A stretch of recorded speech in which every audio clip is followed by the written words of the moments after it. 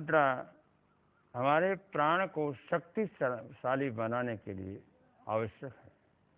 बिना प्राण के हम कोई भी कार्य नहीं कर सकते। प्राण को अगर हम शक्तिशाली बनाते हैं तो शरीर ऊर्जावान रहता है और शरीर में हर वक्त एक स्फूर्ति रहती है।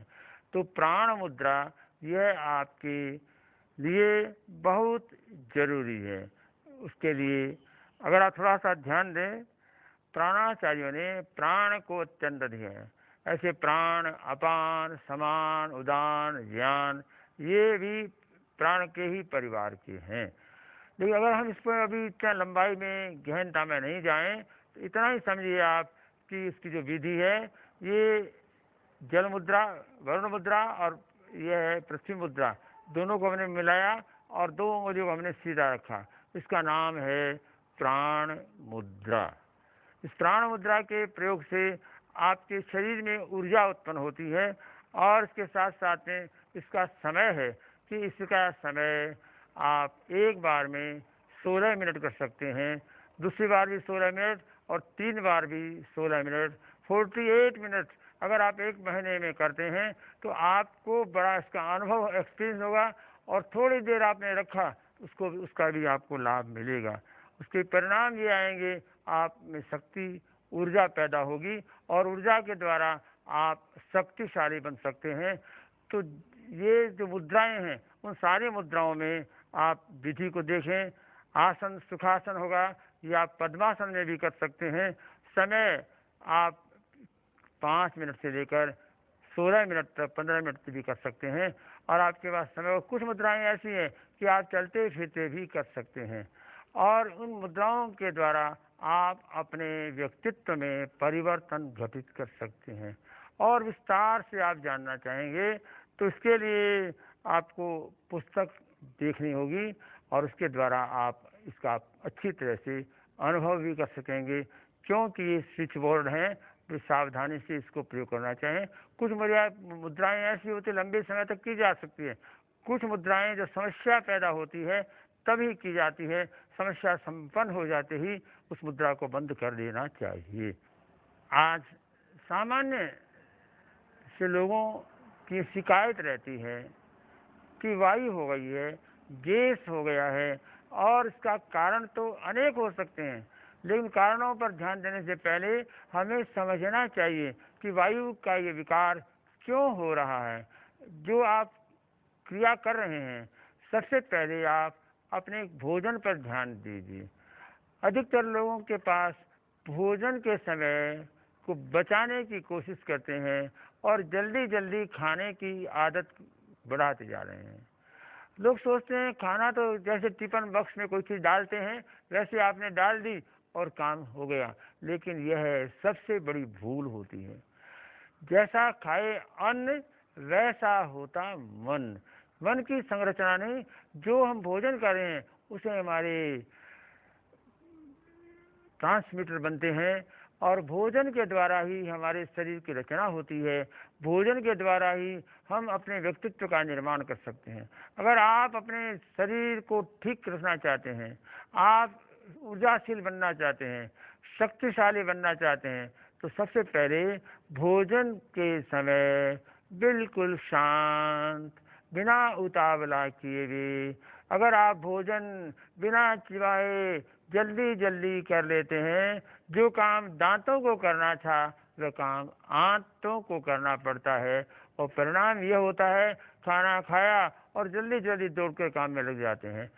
हमें बिल्कुल भोजन के समय में शांत रह करके, प्रशांत रह करके और 5 मिनट लगे या 10 मिनट लगे, आपको इस बात पर ध्यान देना होगा। एक बड़ी समस्या आजकल बढ़ती जा रही है, वो है भोजन का समय ऐसा है कि इसमें तो ऐसे फ्री बैठे हैं, सामने टीवी चल रही है कि भोजन के समय टीवी को देखना एक खतरनाक पॉइंट है, क्योंकि वो सारे भाव आपके भीतर जाते हैं। इसलिए कम से कम भोजन के समय 5-7 मिनट बिल्कुल शांत भाव से, वैष्णव परंपरा में कहा जाता है कि शरीर नहीं, ये शरीर को हम प्रसाद खिला रहे हैं, ये भगवान का मंदिर कहलाता है। अस्तु, उनकी अपनी धारणा है। लेकिन एक बात स्पष्ट है, बिना चबाए भोजन करने से गुस्सा अधिक आता है और बहुत सी समस्याएं पैदा हो जाती हैं। तो वायु विकार को दूर करने के लिए बहुत से कुछ उपाय हैं। वायु विकृति से सर में दर्द होता है, कमर में दर्द होता है, पूरा शरीर दुखने लगता है, ये समस्याएं हैं। शारीरिक कारण है कि आज वायु का शारीरिक कारण है, उसको दूर करने के हम लोग दाईं यानी करवट सोते हैं ना, तो दाईं करवट सोना है वो अच्छा है। यहाँ तक जब आपका बायां स्वर चलता हो उस समय अगर आप भोजन करते हैं तो वायु विकार होगा। दूसरा बिंदु है कि अगर आप लेटते हैं तो लेटते समय आप दाईं करवट लेटते हैं तो आपका बायां स्वर चलेगा और परिणाम वायु का विकार होगा। तो हमें बैठने, स्वर में और सोने में भी ध्यान देना होगा। और तीसरा बिंदु है कि अधिकतर भारतीयों के भोजन में अन्न की प्रधानता अधिक होती है। वे चावल, दाल और रोटी, दाल, ये दाल भी अन्न है, रोटी भी अन्न है, और उसका परिणाम यह होता है पाचन तंत्र है वो इस तरह से क्रिया करता है। उस क्रिया में भोजन में अगर थोड़ा सा अंतर नहीं हो, अंतर का मतलब यह है कि एक भोजन किया, चाय पी ली, कम से कम 3 घंटा का अंतराल तो एक भोजन के बीच में होना चाहिए, जिससे पाचन क्रिया को ठीक से काम करने का अवसर मिल रहा है।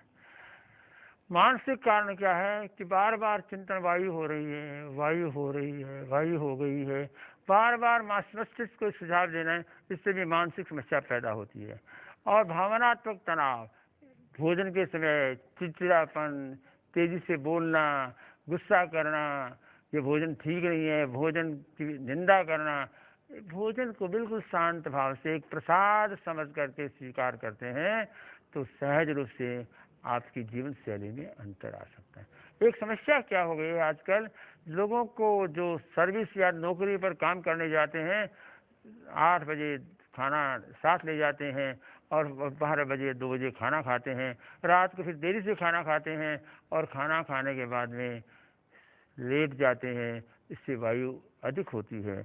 इसलिए पहला काम है हम प्रातःकाल आसन का अभ्यास करें, सुप्त वज्रासन, अग्निसार की क्रिया, पेट को अंदर बाहर करना, इससे भी पाचन तंत्र में अंतर आता है। इसके साथ में प्राणायाम, उज्जाई प्राणायाम, सूर्यभेदी प्राणायाम, तेजस केंद्र पर प्रेक्षा ध्यान, और ध्यान के साथ साथ में पेट पर अनुप्रेक्षा, पेट को सुझाव दीजिए मेरी बड़ी आंत, पेट तुम पाचन तंत्र को ठीक से काम करो। ऐसे करके हम अपने आप में परिवर्तन ला सकते हैं।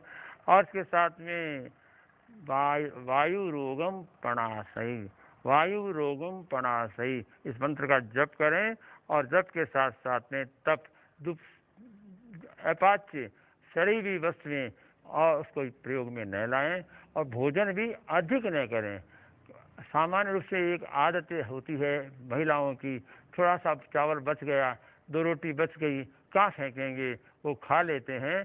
परिणाम ये होता है पहले खाया हुआ भोजन वो तो रुचि से खाया था और वो बिना रुचि खाया हुआ भोजन और अधिक मात्रा में गया भोजन वायु ही करता है। इसलिए इन पर ध्यान दिया जाए तो सहज रूप से चेंज आ सकता है। एक छोटा सा प्रयोग है, भोजन करने के पश्चात लेट करके, सीधे लेट करके 8 श्वास लिया, राइट करवट लेट करके 16 श्वास, लेफ्ट करवट लेट के 32 श्वास। और आप ध्यान रखिए जब आपका राइट स्वर चलता हो तब भोजन करते हैं योगी लोग तो उनको वायु विकार नहीं होता है। पानी पीते हैं वो चंद्र स्वर में और खाना खाते हैं वो सूर्य स्वर में। ये नेचर का सामान्य नियम है, लेकिन हम लोग इसको जानते नहीं है, इसलिए इसका उपयोग नहीं कर पाते हैं। अगला बिंदु हमारा है वायु विकार के साथ साथ में आज एक नई समस्या पैदा हो रही है, वो हो रही है अनिद्रा की। नींद नहीं आती है, समय पर हम सोते नहीं हैं, समय पर सोने का हमारा अभ्यास छूट गया है और प्रकाश और लाइट ने क्या है रात को भी दिन बना दिया है और हम देर तक, विद्यार्थी लोग तो दिन में पढ़ते नहीं हैं, रात को देर तक 12, 1, 2, कई बच्चे तो 3 बजे तक, 4 बजे तक, फिर सुबह लेटते हैं, 8, 9 बजे तक उठते हैं। तो ये इस तरह से हमारा जो शेड्यूल है, नेचर का जो शेड्यूल है वो चेंज हो जाता है, तो हमें अनिद्रा, नींद नहीं आती है। और कई बार तो हर एक आदमी नींद की गोलियां खाने लगता है। नींद की गोलियां बड़ी खतरनाक होती है, और इसका कारण ये नींद है क्या, हमारी बॉडी में एक लैक्टिक एसिड बढ़ने लगता है। एक सीमा तक बढ़ने के बाद में हमको नींद आने लगती है, और नींद आकर के हम अपने आप परिवर्तन करते हैं। शारीरिक कारण है असंतुलित जीवन शैली, देर रात तक काम करना और उससे नींद नहीं आती है। मानसिक कारण है चिंता, अधिक चिंतन और विचारों में चंचलता। भावनात्मक कारण है ईर्ष्या, घृणा, जलसी, इनके कारण से भी नींद उड़ जाती है, और रात को सोए सोए आप दूसरों के प्रति गलत सोच, गलत चिंतन करते रहते हैं। अगर इसको बदलना है तो उसका उपाय है आसन, सुप्त वज्रासन, पवन मुक्तासन, पश्चिमोत्तानासन। और एक मुद्रा है, रात को सोते समय अगर अनिद्रा को दूर करना चाहते हैं तो हमें योग निद्रा का प्रयोग करना चाहिए। टाइम पर लाइट ऑफ कर दी 10 बजे के पश्चात, और पूरे शरीर को आप मस्तक सुप्त ताड़ासन, दोनों हाथों को ऊपर ले जाइए और तनाव दीजिए।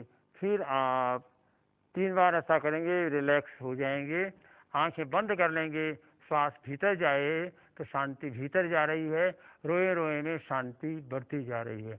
मैं गहरी नींद में जा रहा हूँ। सुबह ठीक 5 अक्षर लिख दीजिए यहाँ पर, 5 बजे या 6 बजे, जो भी आपकी इच्छा हो उसके अनुसार आप उठ करके और योग कर सकते हैं, ध्यान कर सकते हैं, प्रभु का स्मरण कर सकते हैं। प्राणायाम में उज्जाई प्राणायाम, प्रेक्षा में आप पूरे शरीर पर ध्यान करके और अपने एक एक कोशिका को सुझाव दें कि मैं गहरी नींद में जा रहा हूँ। अनुप्रेक्षा में कायोत्सर्ग के द्वारा आप अनिद्रा को दूर कर सकते हैं।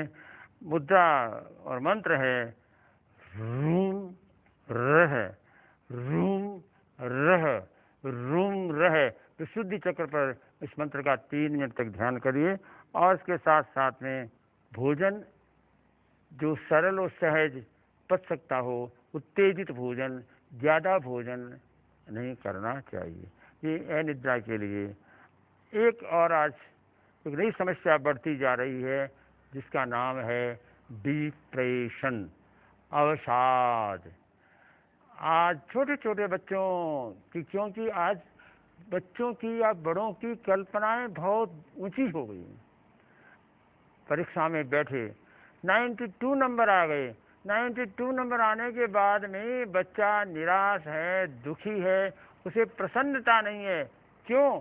कि उसके साथी को 95 नंबर आ गए, या किसी को 93 नंबर आ गए, और वो 1 नंबर की कमी रह गई, नहीं तो मैं क्लास में फर्स्ट आ जाता। तो आश्चर्य करते हैं कि भाई इतना है, उसमें खुशी नहीं। आज एक सबसे बड़ी समस्या क्या है? जो प्राप्त है उसमें आनंद नहीं, जो प्राप्त नहीं है उसको पाने के लिए दुखी हुए जा रहे हैं। किसी को नौकरी लग गई तो भी दुखी कि सारी नौकरी तो लगी लेकिन मेरा प्रमोशन नहीं हुआ, प्रमोशन हो गया तो मुझे ये पद नहीं मिला, डायरेक्टर नहीं मिला, और न मानो इस तरह से सोच सोच के हर व्यक्ति दुखी हुए जा रहा है। प्राचीन युग में लोगों के चित्त में एक संतोष था, एक धैर्य था, जो प्राप्त है उसमें ही संतुष्ट रह करके और शांत जीवन, आनंदपूर्ण जीवन जीते थे। तो अवसाद ऐसा है कि अवसाद जो उतरने लगता है, काम करने की इच्छा नहीं रहती है, और नए काम पर जाने की इच्छा रहती है, और वे लोग क्या करते हैं कि वो इस तरह से सोचते हैं कि बेकार है, और वो पड़े रहते हैं रात और दिन, घर पर काम पर जाते नहीं है, और डॉक्टरों के पास में जाते हैं। डॉक्टर लोग उनको नींद की गोलियां, नींद के इंजेक्शन दे देता है। एक बार ही हैबिट पड़ जाती है, वो कितने काम पर जाना चाहता है। तो अगर हम ये अवसाद, इसके लिए बड़े अच्छे उपाय हैं। कुछ आसन हैं, जिस आसनों में आप शशांक आसन है, आप सुखासन है, कायोत्सर्ग है, और इसके साथ साथ में प्राणायाम है, उज्जाई प्राणायाम, अनुलोम विलोम प्राणायाम, अगर आप शुरू से ही जागरूकता रखें और अपनी इच्छाओं को इतना मत फैलाओ कि जिसके कारण से आप दुखी हो जाओ। फर्स्ट तो एक ही बच्चा आएगा। अगर आपको 10 नौकरियां की सूचना निकली है और आपको नौकरी का समय 10 आदमियों को मिलेगी, 500 या 50,000 में एक नौकरी के लिए कई बार 50,000 एप्लीकेशन आ जाते हैं। तो बताइए आप क्या कैसे ये संभव हो सकता है। तो अगर हम अपने जीवन में शांति चाहते हैं, अवसाद को दूर करिए, कोशिश करिए, पुरुषार्थ करिए, मेहनत करिए, लेकिन पुरुषार्थ और कोशिश के बिना आप केवल अच्छा जीवन जीना नहीं चाहते हैं और केवल इसी आकांक्षाओं में, कल्पनाओं में जीते हैं, वो कल्पनाएं कभी पूरी नहीं हो सकती है। अनुप्रेक्षा का प्रयोग करिए, आत्मविश्वास को जगाइए। अरे एक बार नहीं, एक छोटी सी चींटी है, एक बार ऊपर चढ़ती है, 2 बार चढ़ती है, गिर जाती है, फिर चढ़ती है, गिर जाती है, 18 बार 20 बार भी चढ़ी, वो लेकिन हार नहीं मानती है। आप हैरान होंगे ये चींटियां किस तरह से अपने आप में इंतजार करती है। वो क्या करती है कि गर्मी आई, उन्होंने जो इकट्ठा किया था उसका बरसात आ गई, तो सोचती है कि बरसात भी चली जाएगी, सर्दी भी चली जाएगी। वो एक एक सारी इंतजार करते रहते हैं और सारी चींटियां संगठित ढंग से अपने पूरे परिवार को पालती है। अगर हम अच्छा जीवन जीना चाहते हैं तो हमें निराश नहीं होना है। हम संयुक्त रूप से, प्रेम से, आनंद से जो प्राप्त है उसको तो भोगे आनंद से, लेकिन उससे भी दुखी हो रहे हैं। बड़ी मजे की बात है, अगर आपने अपनी श्रीमती को दिवाली पर या होली पर एक नेकलेस ला करके दिया और देते ही वो खुश नहीं हो रही है, वो नाराज हो रही है। ये तो मेरी मम्मी ने पहले दे रखा था, आप गोल्डन का लाए हैं, डायमंड का नहीं लाए हैं। वो डायमंड के लिए दुखी हो रही है, लेकिन अपने पति को धन्यवाद नहीं दे रही है कि आप लाए हैं। पति का सवाल नहीं है, आज सारी समस्याएं इस प्रकार से गुजर रही है। हम माँ बाप के प्रति भी कृतज्ञता का भाव कहाँ। हर बेटा अपने बाप की शिकायत करता है, हर बेटी अपनी माँ की शिकायत करती है। अरे माँ बाप बेटे और बेटियों के लिए मर रहे हैं बेचारे और सब कुछ करने को तैयार है, कभी भी आपने उनको धन्यवाद नहीं दिया। ये बड़ी विचित्रता हो रही है। एक दोस्त एक छोटा सा एक पेन देता है, हम 3 बार थैंक्स देते हैं। और अगर आप किसी दोस्त के यहाँ खाना खाने जाएं, ओह आज भाभी ने क्या खाना खिलाया, क्या चावल थे, क्या सब्जी थी, क्या ये थी, 10 बार आप उसकी प्रशंसा और 5 बार फोन करेंगे।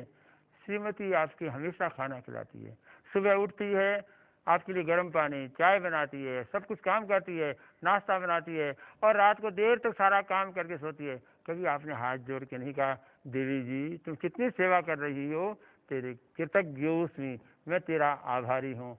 और पत्नियां भी, बेचारा पति सुबह से शाम तक दौड़ता है, भागता है, धूप में छाँव में, लेकिन पत्नियां कभी नहीं कहती है आपने हमारे लिए कितना कष्ट किया है, कृतज्ञोस्मि। ये कृतज्ञोस्मि की भावना पैदा हो जाए परिवार में तो समस्याओं का समाधान हो जाए और अवसाद जैसी बीमारी पैदा ही नहीं हो। अगर हम आनंद चाहते हैं, शांति चाहते हैं, तो हमें परीक्षा ध्यान और जीवन विज्ञान के प्रयोगों को स्वीकार करना चाहिए। जीवन विज्ञान के प्रयोग बहुत सरल हैं, सहज हैं। उसमें द्वादशांग योग 12 यूनिट्स हैं, 12 अंग हैं।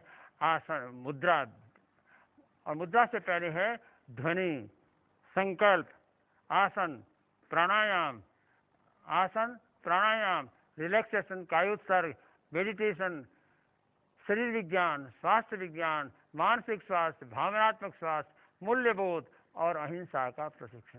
ये सारा प्रशिक्षण जैन विश्व भारती में जीवन विज्ञान अकादमी केंद्रीय कार्यालय में, ये लाडनू में, राजस्थान में, और जहाँ आचार्य श्री महाश्रमण जी चतुर्मास आदि करते हैं, वहाँ पर भी ये प्रयोग चलते हैं। अगर आपको संपर्क करना हो, संपर्क करिए और अपने जीवन को स्वस्थ, शांत और आनंदपूर्ण व्यतीत करें। इसी मंगल भाव के साथ में ओम अरहम, ओम अरहम।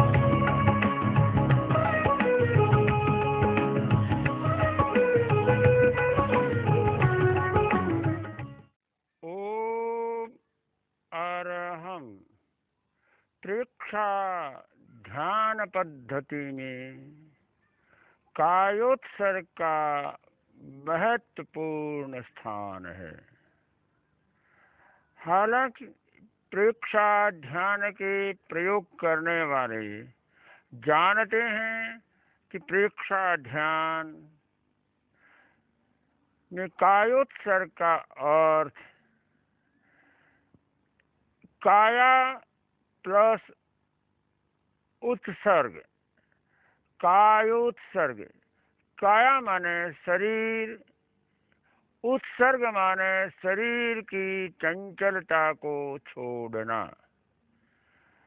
लेकिन सामान्य लोगों के लिए या दूसरे वर्ग के लिए कायोत्सर्ग शब्द नया हो सकता है।